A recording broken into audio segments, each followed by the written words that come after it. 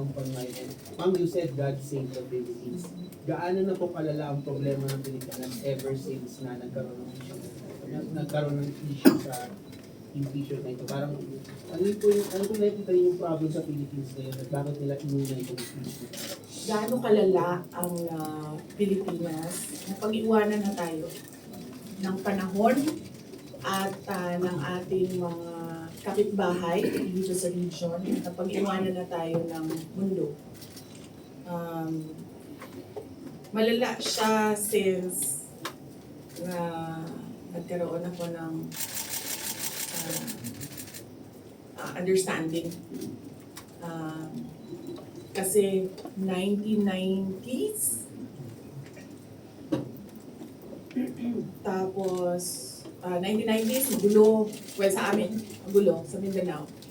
And then, ngayon, nagbabadyak ang gulo sa Mindanao. So, parang, wala namang nagbago. So, malala.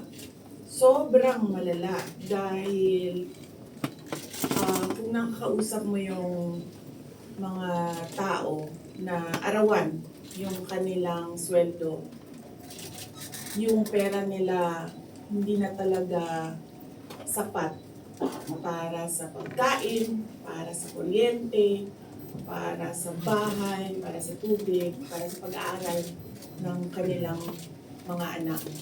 At kung basihan natin yung pag-alis ng mga Pilipino sa sarili nilang bansa ay sobrang malala dahil sobrang dami ng ating mga kababayan ang pumupunta, nakikipagsapalaran sa ibang bansa dahil wala silang makita na pag-asa, wala silang makita na oportunidad dito sa ating bayan.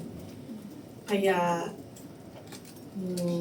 parang nakakaawa na tayo dito sa loob at nakakahiya yung estado natin kapag iniligay mo siya in a global stage na kung saan pinapanood tayo ng ibang mga lahi at ibang mga bansa.